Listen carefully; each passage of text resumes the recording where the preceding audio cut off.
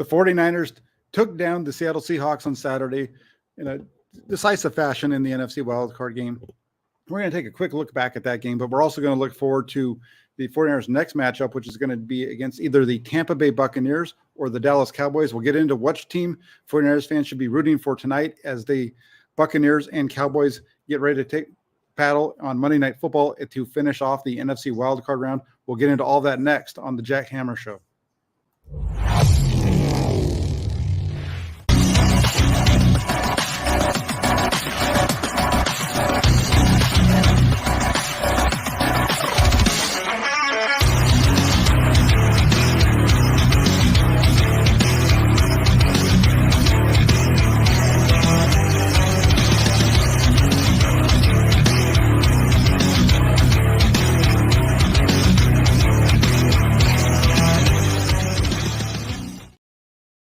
Hey, everybody. Hope you're doing well. This is Jack Hammer of the Santa Rosa Press Democrat here to just kind of break down, give you some of my feedback from the game on Saturday.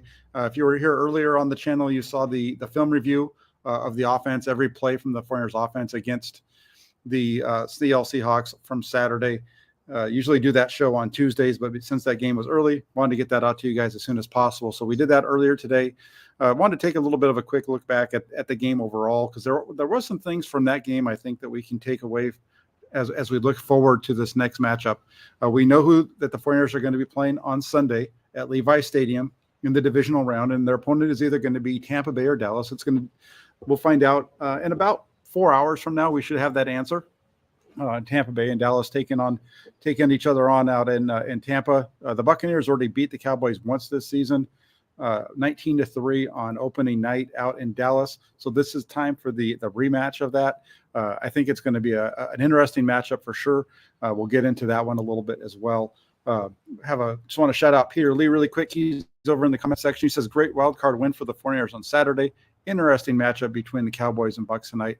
And it sure is, but really quick, you go back to the game on Saturday, and I think that game showed you a little bit of everything of where the 49ers are right now. It showed the explosive offense that we've seen from the 49ers really over the entire second half of the season. From the moment Christian McCaffrey moved into the starting lineup down in Los Angeles against the Rams, over those next 10 weeks, we have seen the 49ers offense put up big numbers. Seven times in 10 games during the regular season, they went over 30 points. And then on Saturday, they went over 40, getting to 41, their highest point total of the season against Seattle on Saturday. So they're definitely getting, a rhythm going on that offensive side of the ball. On the defensive side, I thought it was an interesting one as well, because if you paid really close attention to the 49ers, you've noticed that there's some weaknesses on that defensive side. And it's not really, I wouldn't even know if I would say it's a weakness, but it's the way that you could attack them. There is a way that you can attack the 49ers defense that is going to give them problems. And it's something that I've talked about quite often here, but it's one of those things. I think if you look at the 49ers defense, let's look at the 49ers defense for a second. We know that offense is going to be good. They're going to score 20 points a game. The defensive side, they just need to hold opponents under 20. And they have the ability to do that for the most part, I think. But they do struggle with teams that are committed to running the football. With the exception of Kansas City, who's different. Even Kansas City in the game against the 49ers, they had success running the ball against the 49ers as well. But teams like Atlanta, the Raiders, Seattle in the first half on Saturday, those are the teams that give the 49ers trouble. And they give them trouble. It's the 49ers they're good against the run, but they're not how should I say, if you have a team that if you can bully them and then you have a quarterback on the back end who can make the throws on third down, you can win. And one of the things that I found interesting going back to that game on Saturday was the way that it played out for Seattle. You go back and you look at that game, and they ran the ball well. Kenneth Walker was doing a good job. The first couple possessions, you have a 9-yard gain. They end up with 3rd and 2. On 3rd and 2, they get a sack. Then the next possession, they get a couple of nice plays. They get to 3rd and 2 again on that second possession. They run a quarterback sweep around the left side. So you look at the play calling from Seattle and you're like, you're in 3rd and short. Why? What are you doing? And I know if you look at the 49ers, they've done a good job against teams like in 4th and goal situations, those types of things. But I think teams need to stay committed with the run against the 49ers. I think that is the weakness of this defense. I understand the passing side of it. I that's the one that everybody kind of points to, because you see passing yards and passing plays are what it gets everybody exciting. And there is a little bit of a weakness there, but with the exception of one throw last week against Seattle, they kept the Seattle passing game bottled up. For the 49ers, it's all about teams that can run the ball. So you look at that game on Sunday and you see Kenneth Walker, like I said, he's up to around 51, 52 yards in the first half. He's on pace for a 100-yard day. They come out in the second half, they fall behind, and they never really get Walker going again. They only ran the ball 5 times in the second half, did Seattle. That is one of the reasons that they lost the game, along with getting stuck in a 3rd and long in which they had to throw the ball. And then you have Charles Omenihu make a play that changes the game. They're in position to make that a 23-20 game. Charles Omenihu gets his hand on the ball, knocks it away. Nick Bosa falls on it. That changes the entire complexion of the game. Friars go down and score a touchdown. Instead of it being 23-20, or when they score a touchdown, even 31-20. Now it's a 31-17 game. You're up by 2 scores, 2 touchdowns, that is. And it's a completely different game. So you look at this matchup for the 49ers. I want to shout out a few other people. I already mentioned Peter Lee earlier. We have Black 59 Razor. He says, hey, Jack, is Jimmy going to start doing football activities this week?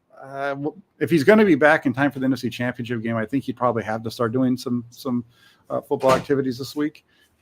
We have Edgar Ascoli. He says, hi, Niner Bros. I'd like against Bucks, complete for 49 total glory. That's a good call out. Jay Mill, it's exciting to see a quarterback who can extend plays in a way that end up benefiting us. Absolutely. You go back to Brock Purdy's performance on Sunday, and that's definitely something that I take away from it. Something we should take away from it throughout all of his games this year. It's been on display. He's doing everything that you need in this offense. He can make all of the throws. He has a strong enough arm to make every throw in the 49ers playbook. You saw the deep shot to Brandon Ayuk where Ayuk stops running. That ball travels 52 yards in the air, roughly 52, about maybe 51, 52, 50. We're splitting hairs there. But it's over 50 yards in the air from the time where he launches it to where it lands. You know, he's got the arm. He's got enough arm to make all the throws that the 49ers ask. Oh, and the primary throws. They don't really throw the ball deep, like 40 yards downfield, down the sidelines very often. Most of the time, their deeper shots are going to be down the middle of the field or on a play like what he hit Juwan Jennings on down the sideline. That's about about 20 to 30 yards downfield is about as far as they go usually on their shot plays to the outside. He's got plenty of arm to do it. And you add in that running element, it's huge. So I agree with you there, Jay Mill. And then we got E. Kim in the house. E. Kim, good to see you. Hope you're doing well. Thank you for joining. And then there's Keith Baldwin in here. He wants to know who I'd rather see the 49ers play next week. And then we have CarCast over here. Says, what's up, Jack? What's up, CarCast? Good to have you on. So let's take a look at this matchup. I kind of went through a little bit of the game from last week. I think that overall there's a little bit of, this is the 49ers gave up 17 points in the first half. Really 14, because the last 17 was on a stupid penalty that shouldn't have happened. Bad deal there. And then, even like Kyle Shanahan said today, the decision to go ahead and squib kick it instead of kick it into the end zone deep. If he had to do that over again, he would have just kicked it deep, which makes sense, especially when you watch the game and you see that every time they were kicking off, it was ending up at about the 1 yard line. So they're going to be returning it anyway. I understand the reasoning behind it. The mistake by Jimmy Ward is ultimately what led to the points, not the decision to squib kick. But I think you go ahead and you make a better coaching decision, and then when your player screws up, it doesn't hurt you as much. So I do agree with him on that point, that I think that you need to not do that moving forward. I'm doing good, CarCast. Legs feeling better. We had a lot of rain here today. Our street looked like a river, but it's dry for right now, so it's cleared up a little bit. So we're doing good. And then Lucas, member of the Toolbox, coming to us from Austria. Good to have you on board. Hope you're doing well. I'm going to get to that question, Keith, as far as who I think the 49ers would be better off playing next week.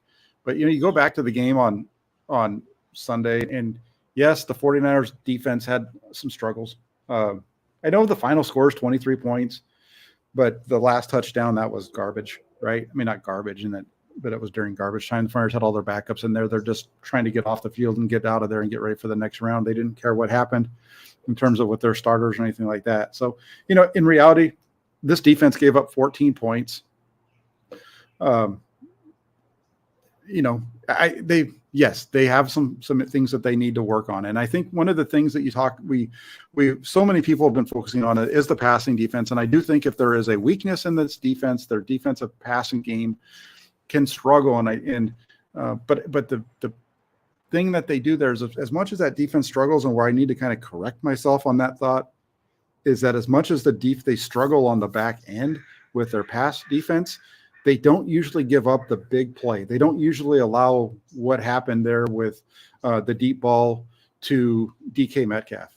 You look back at that game, and really usually what happens is they keep everything in front of them. Metcalf had one catch for 50 yards.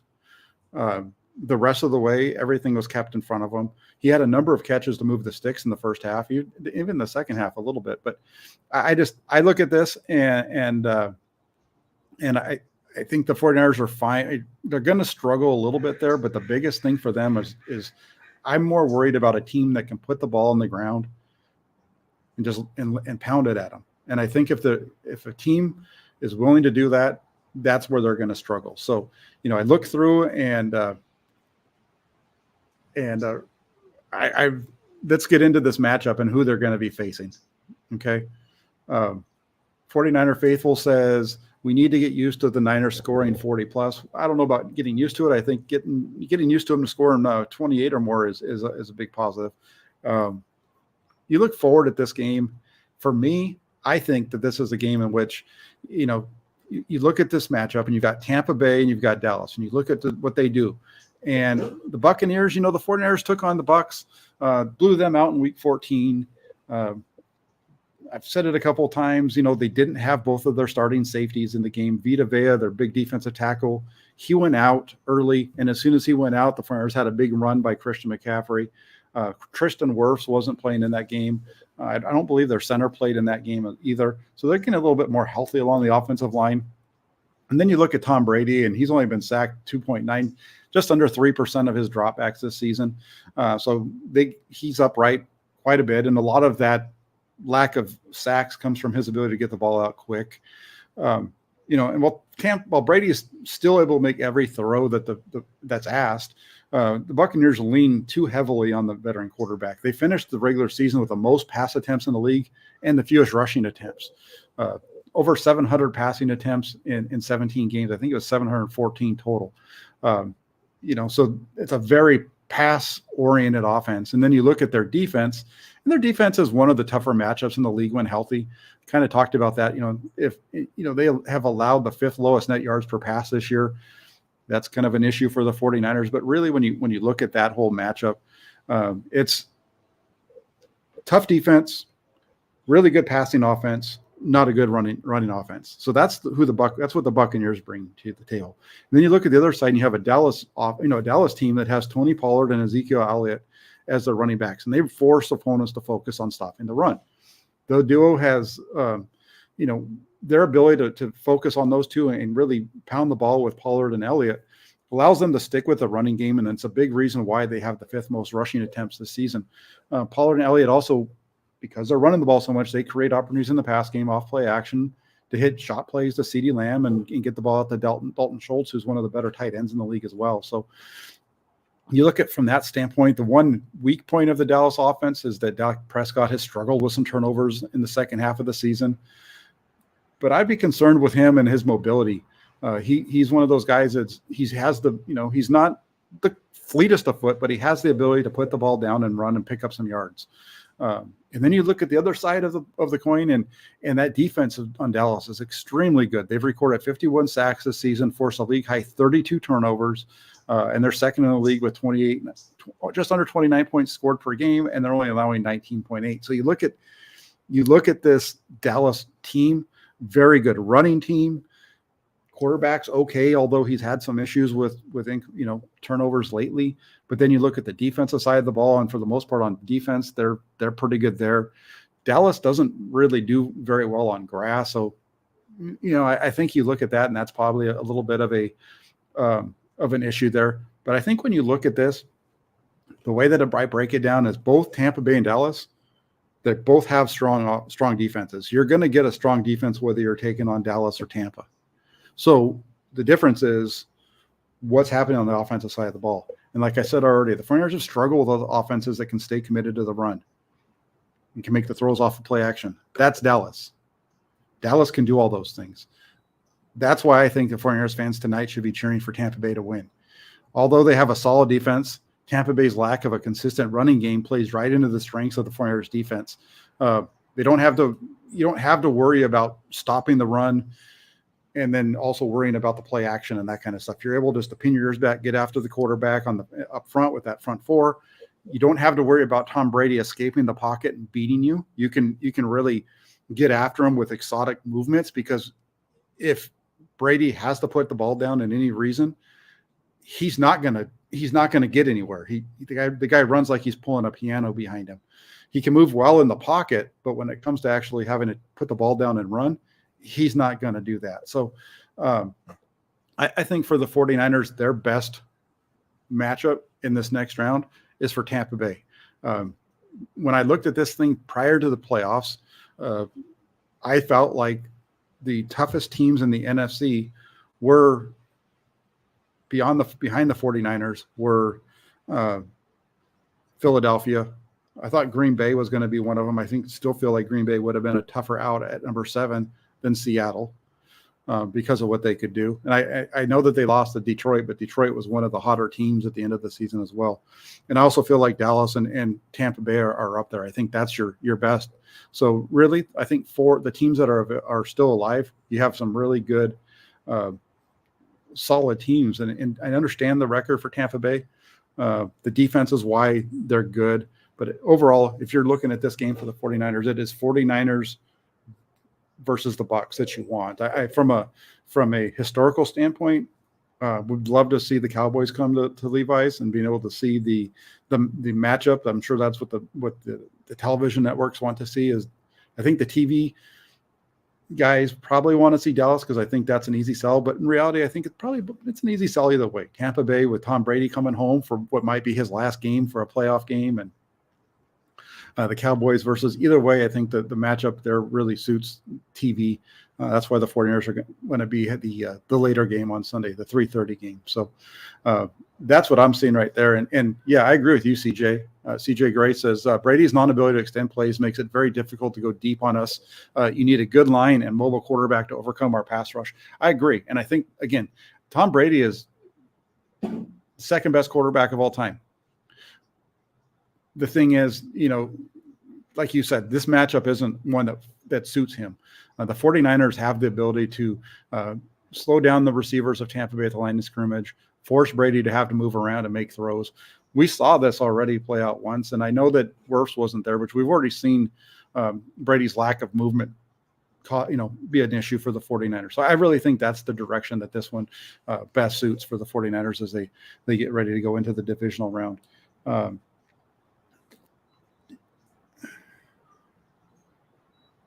Highway Cavalier says it would be amazing if Purdy beat Brady twice in his rookie year. That would be amazing, considering that no rookie had ever beat him before in his first start, and he went out and did that earlier this year at Levi's. And then you look at it, this Brock Purdy thing. This is an interesting one, right? Because a couple of different things on Purdy. He's gotten to the point where the narrative around him is extremely positive, and I know that like last week, there were some of the things that I was pointing to after the game against the Raiders, kind of saying, hey, just here, here's some things to look at with him. But I hope that I never came across as thinking that Purdy wasn't playing well, because that was never my intention. Purdy's been playing well from the time that he came in. And you look at Purdy's performance on Sunday, and it was an interesting one. He had, he struggled on that first possession. It was 1 of 4 on that first drive. I on my film review that I did earlier today, if you missed that, you can check it back on the channel. It's up on the channel, and you can watch that back. But he has Deebo Samuel wide open on the first play. It's a bad throw. It's a good read, bad throw, bad execution. The next play is a slant to Brandon Ayuk. Really good execution, good throw. Keeps his eyes down the middle of the field, holds the linebacker in place, sticks it on Ayuk over the middle for a nice gain. Then he's late on a throw to Juwan Jennings. Again, going to the right spot, but he's late. It's not so. Like for me, my biggest worry is what happened on the fourth throw, which was the slant that he threw to Juwan Jennings. That was the one that was a tight throw. Jennings hadn't even got out of his break yet, and the ball went behind him. I think the linebacker might have tipped the ball away on that one. And it was just a decision making on that throw. But for the most part, he had made when you look at the film, other than a couple of plays, he's making the right decisions. You're seeing a guy who uses his eyes well to manipulate defenders and move them around. You're seeing a guy who can use his legs to pick up yardage when necessary. The biggest negative that I have right now that I would say with Brock Purdy would be his instant reaction when he faces pressure to go to his left. That's people have been talking about it. Defenses are going to be able to see his tendencies, and then they're going to adjust, right? The adjustment is put pressure on him with a spy that's ready to get to the left side, because that's the side that he wants to go. The defense is right side, the offense is left. That's when he gets pressure, that's his initial reaction. You see him a lot when you watch him on film. In his drop, he kind of drifts to the left. When he goes to move, it's almost always direct, starts off to his left. Sometimes he'll go to his right, but it's not as often. He's more of going to his left kind of a guy. So it's an interesting deal with Purdy there. But overall, you look at that game, and it was a very solid performance overall. And I think, considering you look at back what he did, I know, he's got a great core around him. He comes out of Wild Card weekend with the highest rating of any quarterback, over 130, and it's the highest number for any of the quarterbacks. So that's a big positive. We'll see where it goes going forward. The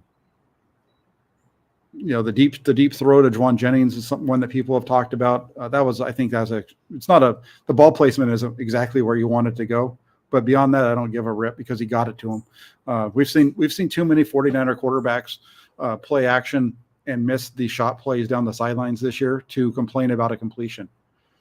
Let's just face it. Let's go back to week 1. We had a wide open Tyler Kroft on the. We saw a wide open Tyler Kroft down the left sideline. The ball misses him.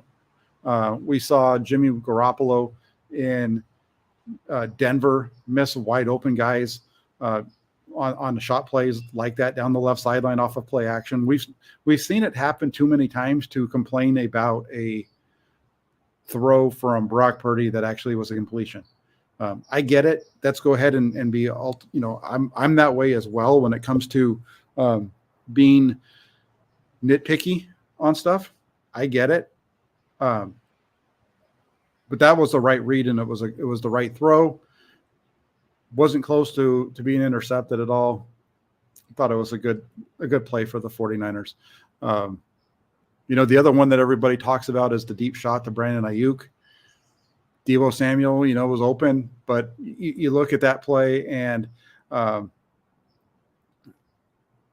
it's there, and Ayuk on the deep post is the first read. He's there. You have people saying that he should have thrown it to Deebo Samuel, I guess. But when you run a play and your number one receiver is open, that's where you go with it. Would Deebo Samuel score a touchdown? Maybe. I don't know. The safety's driving on him. The whole defense is going in that direction. But he might have scored. The touchdown. I get it. That Deebo does some great things, but a lot of what Deebo Samuel does that, he it's not on his own. Like you look at the 22-yard run that he had down the left sideline on the opening possession of the game. That's great blocking, and Brandon Ayuk is blocking his butt off on that play. You go to the touchdown, the 74-yard touchdown, where he does make the catch in the long run for the score. Brandon Ayuk is downfield blocking the guy, and that's what springs him for the touchdown. If you throw that crosser on the over route to Deebo Samuel, it's going to be a long gain. Does he get into the end zone? He's going to have to beat 4 defenders one-on-one. We'll see. I don't know because there's no 49ers in that area to help him out.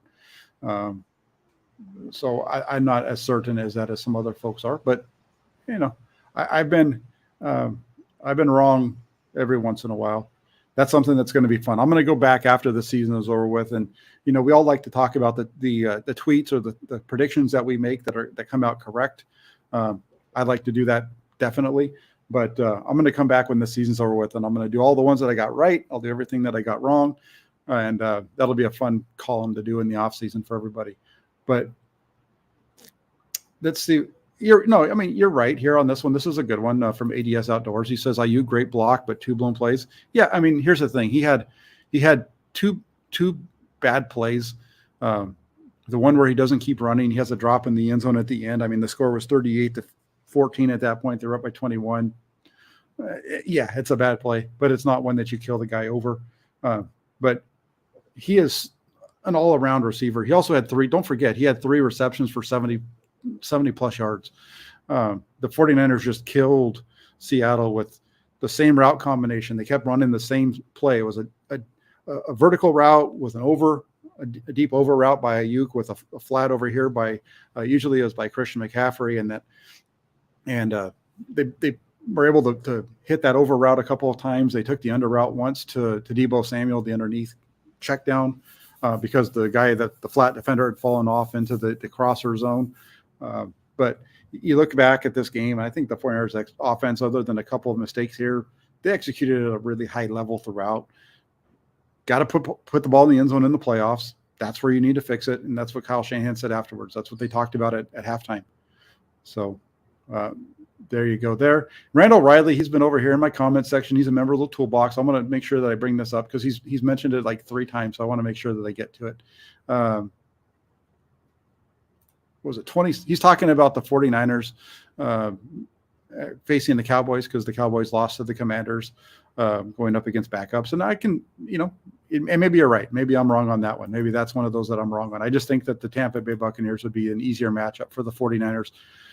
I think the 49ers defense matches up better with Tom Brady than they do the running attack of Dallas. But we'll get a glimpse of that. We'll see what happens tonight. That's going to be a fun game to watch. The other one is CJ says, I think the Bucs, then the Giants would be an ideal Super Bowl path.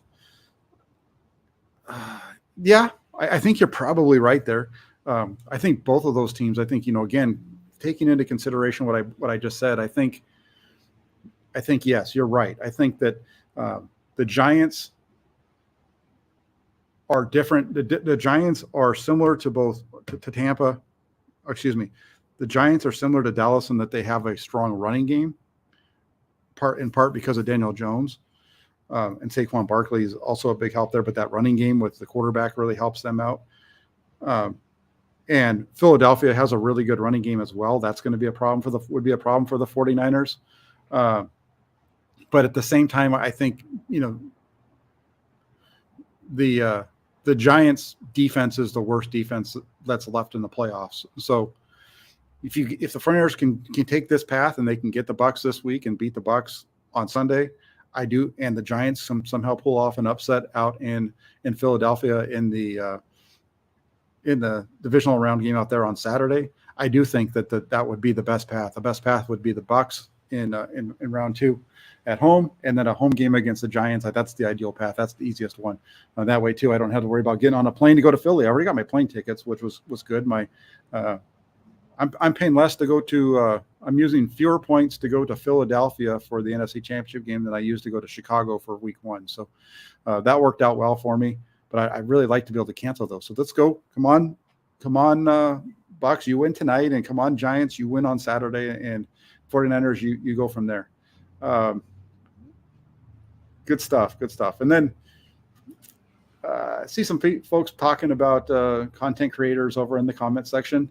What I would say about that whole thing is, I kind of was talking about it earlier, to say that Brock Purdy has regressed from his first start is a bunch of crap. Because he hasn't.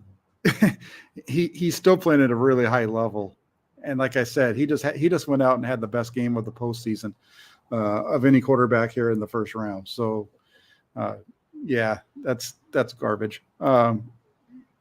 Green Glass Fool coming in with the super chat says Trey Lance for Sauce Gardner in the offseason.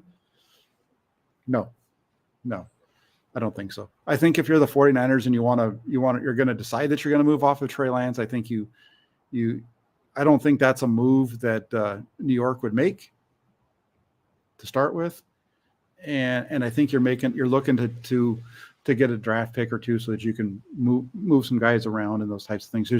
The 49ers, I think they're in a spot where they want to try to maximize their cap space. Do I think it's the right decision to trade Trey Lance and to start with?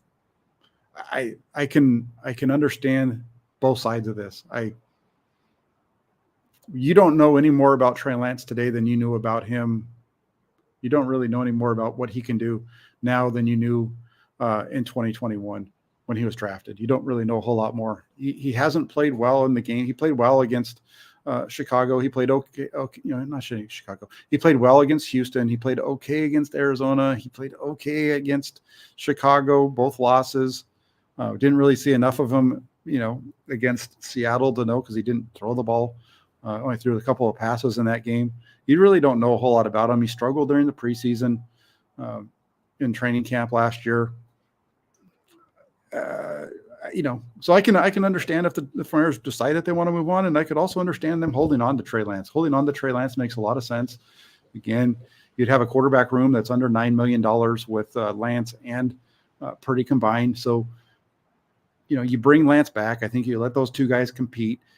Brock Purdy goes into the offseason as your starter, and you have to have Lance has to beat him out, and that's the way that I think it has to go, is that he needs to be better. And it'll be an interesting one. I can already see this scenario in which Brock Purdy and Trey Lance are competing, and Purdy is playing against the ones and Lance is playing against the twos, and Lance's numbers look good, and there's a big argument like there was in 2021. I can already see that happening, but it's going to be a lot of fun. I'm extremely excited about this offseason for the 49ers, but right now I'm even more excited about what lies ahead. We have a divisional round coming up on Sunday at 3:30. Jets do need a quarterback. You're not wrong there, Green Glass Fool. They do, but I'm just not sure if they're going to trade a guy that they really like in Sauce Gardner for a big-time question mark, and I still consider Lance to be a big-time question mark at this point. I don't think the 49ers should move off of Eric Armstead. Eric Armstead is one of the most important pieces on the defense. His numbers might not be anything to write home about, but he really helps everything else out. He got a sack on Saturday. He's been playing well since coming back. Texas Niner says that he thinks the Giants beat the Eagles. I think that'll be an interesting matchup. I think you look back at that one, and I think some of the Giants beating the Eagles talk, I'm not speaking for you, but from some of the things that I've seen people bringing up how close that game was in week 17 or 18, when the Giants were sitting their starters. But you got to remember, I think the Eagles jumped out on that one and then sat their starters as well, and it became a bunch of backups playing each other in the second half. Whereas the first matchup between the two teams when they played in New York, Philadelphia beat the crud out of them. So I don't know. I think there's a chance. And I think Brian Daboll, you look at what Brian Daboll's done with the Giants. I don't know if there's a coach out there other than maybe the coach out in Jacksonville. I think the coach out in Jacksonville and Brian Daboll with the Giants, I think those two guys have gotten more out of less than any other coaches. And I think that's why they should probably be near the top of the list. Maybe even 1 and 2 in Coach of the Year voting. Raphael 5629ers, great member of the toolbox, as the Giants lost to Philly twice. That's right. They're going to be having to go in there and Philadelphia is in that same position the 49ers were last week, right? Having to win 3 games in a row against the same team. But remember, like what I was saying, going to last week's game, the home team, if they were the one that was looking to make the 3-game sweep, was 12-6. They're now 13-6. We'll see if the Eagles can make it 14-6 or if it becomes 13-7.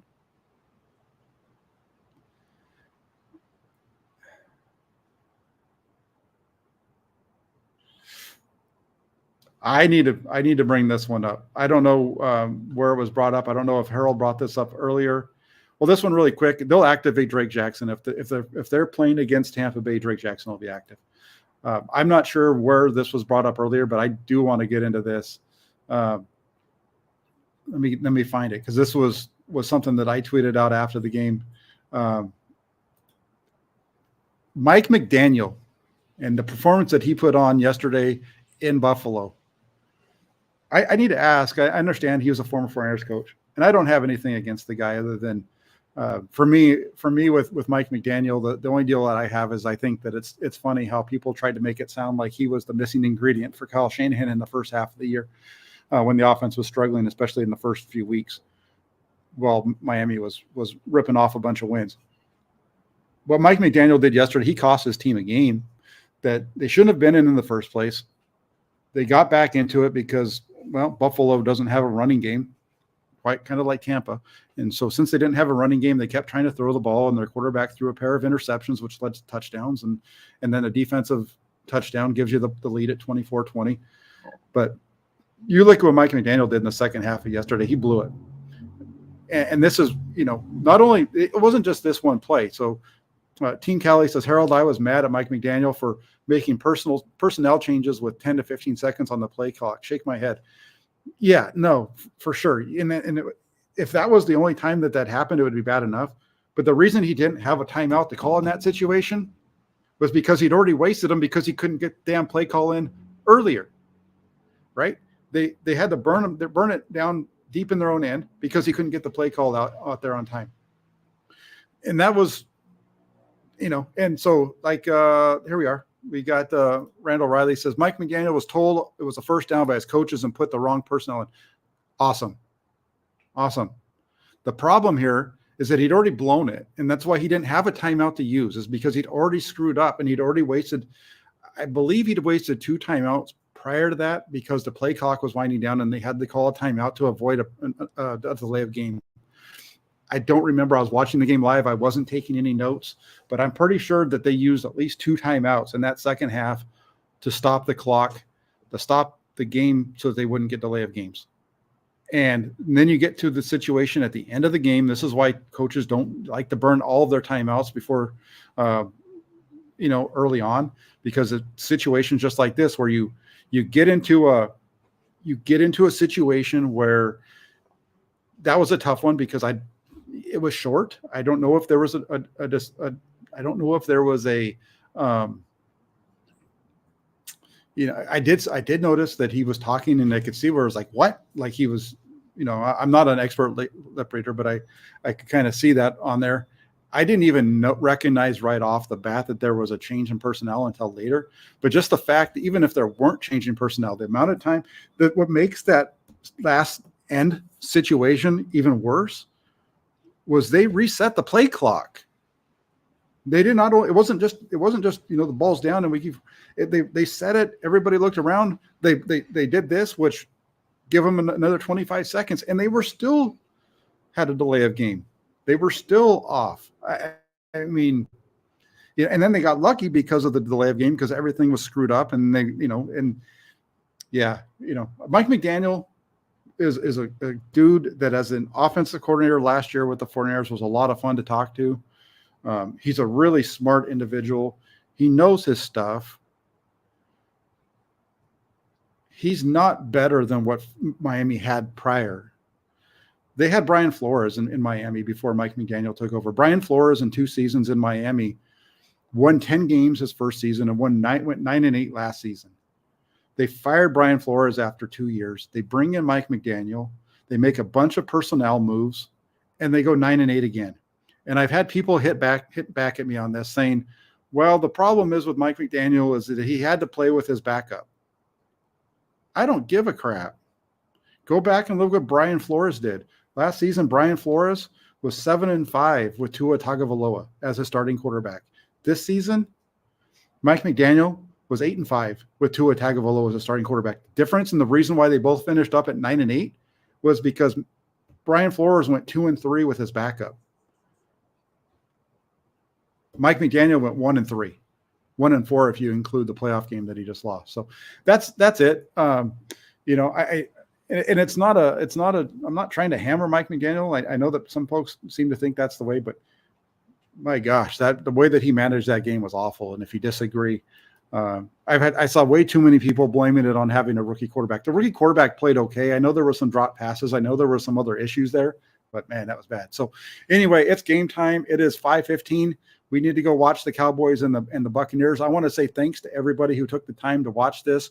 Again, I think that 49er fans should be cheering for the Buccaneers to win tonight. I think that matchup is better because Tom Brady and the passing game fits the 49ers defense better. Both teams have good defenses. I think the difference there is the 49ers defense being able to do a better job against Tampa Bay because of the lack of a running game. So there you go. Have a great one, everybody. Blind Tom, member of the Toolbox. Thank you very much. Awesome. Harold Murillo also. Thanks, everybody. It is kickoff time. Have a great time watching your game. I'll be back tomorrow night with the Hammer and Nail show around 5:30. Until then, enjoy the game. Take care, everybody. Talk to y'all soon.